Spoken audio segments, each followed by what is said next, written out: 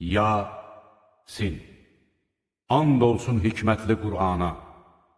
Həqiqətən sən göndərilmiş elçilərdənsən. Doğru yoldasan.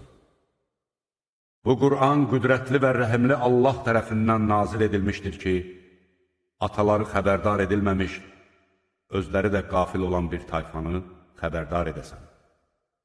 Onların əksəriyyəti barəsindəki söz gerçəkləşdi, çünki onlar iman gətirmədilər.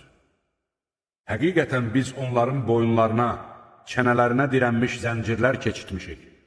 Odur ki, başları təkəbbürlə yuxarı qalxmışdır.